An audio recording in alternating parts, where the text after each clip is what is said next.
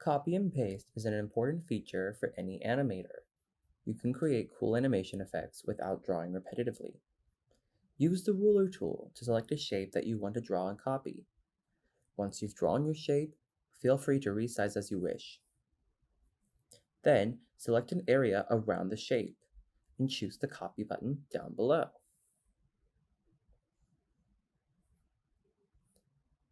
Copy and paste is a great way to save time when animating.